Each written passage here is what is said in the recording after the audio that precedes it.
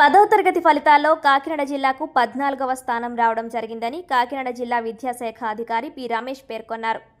ఈ సందర్భంగా ఆయన మాట్లాడుతూ గత ఏడాదిలో 85.24% ఉత్తీర్ణతతో 15వ స్థానంలో నిలిచిన కాకినాడ జిల్లా ఈ ఏడాది 86.08% ఉత్తీర్ణత సాధించి 14వ స్థానంతో మెరుగైన ఫలితం దక్కించుకుందన్నారు. బాలుర కంటే బాలికలు 3.58% అధిక ఉత్తీర్ణత సాధించి తమ ఆధిపత్యాన్ని ప్రదర్శించారన్నారు. రెగ్యులర్ విభాగంలో 13,932 మంది బాలురకు 11,738 మంది పాసై 84.26% ఉత్తీర్ణత, 14,357 మంది బాలికలకు 12,609 మంది పాసై 87.84% ఉత్తీర్ణత నమోదు చేశారన్నారు. మొత్తం 28,289 మంది విద్యార్థుల్లో 24,347 మంది పాసై 86.08% ఉత్తీర్ణత సాధించినట్లు తెలిపారు. వీరిలో 20,074 మంది ప్రథమ శ్రేణిలో, 3,091 మంది ద్వితీయ శ్రేణిలో, 1,222 మంది తృతీయ శ్రేణిలో పాస్ అయినట్లు తెలిపారు. వివిధ సబ్జెక్టుల్లో 3,000 మంది ఫెయిల్ అయినట్లు తెలిపారు.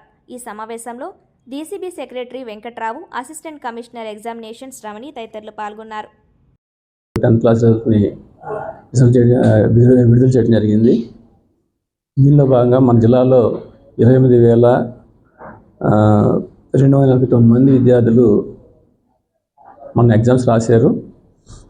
దానిలో 24,347 మంది ఉత్తీర్ణులయ్యారు. మొత్తం మీద లాస్ట్ ఇయర్ మనకి స్టేట్లో 15th ర్యాంక్లో ఉన్నాం.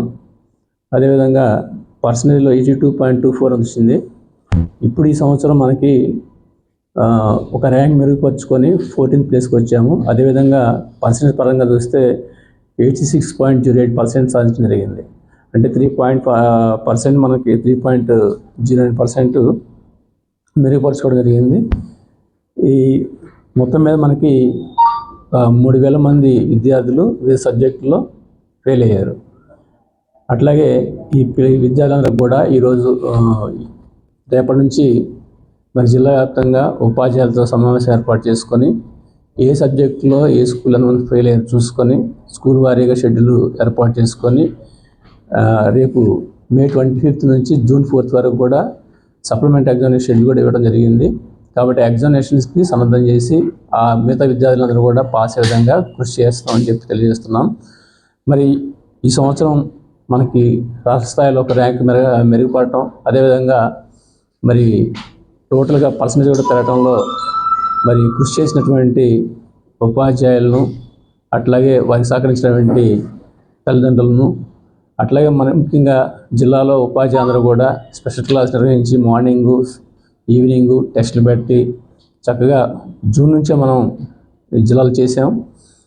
పిల్లలకు కూడా మరి ఎగ్జామినేషన్ ఓరియంటేషన్లో కూడా ట్రైనింగ్ ఇవ్వడం జరిగింది. ఆ విధంగా మరి ట్రైనింగ్ చేసినటువంటి ప్రతి ఒక్క ఉపాధ్యాయులు కూడా మరి అదేవిధంగా మాకు టైం టు టైం మాకు ఇన్స్ట్రక్షన్ పిల్లల విద్యాబోధన పెంచడానికి మాకు తోడ్పడినటువంటి జిల్లా కలెక్టర్ గారికి, అదేవిధంగా స్కూల్ ఎడ్యుకేషన్ డైరెక్టర్ గారికి అందరికి కూడా మీ ద్వారా కృతజ్ఞతలు చేసుకుంటూ మరి సప్లిమెంటరీ ఎగ్జామినేషన్స్లో ఈ విద్యార్థులందరూ ఫెయిల్ అయినటువంటి విద్యార్థులందరూ కూడా మరి పాస్ అయ్యే విధంగా మేము కృషి చేస్తాం. అదేవిధంగా ఫెయిల్ అయినటువంటి విద్యార్థులు ఎవరు కూడా మనోధైర్యాన్ని కోల్పోకుండా సప్లిమెంటరీ ఎగ్జామినేషన్స్లో మరి బాగా రాసి వృత్తులు కావాల్సిన సందేశాన్ని మీ ద్వారా కూడా అందించాలని చెప్పేసి కోరుకుంటున్నాను. ఎక్కడ ఎలాంటి తొందరపడి నిర్ణయాలు తీసుకోకుండా విద్యార్థులు, తల్లిదండ్రులు కూడా విద్యార్థులకి తోడ్పాటుగా ఉండి చేయాలని చెప్పేసి, అదేవిధంగా మా ఉపాధ్యాయులకు కూడా చెప్పడం జరుగుతూ ఉంది. ప్రతి ఒక్కరు కూడా ఆ స్కూల్లో ఏదైనా ఫెయిల్ ఉంటే వాళ్ళని బుజ్జగించి మరలా ఇది పూర్తి విధి కాదని చెప్పేసి వాళ్ళని మోటివేట్ చేస్తూ సప్లిమెంటరీకి తయారు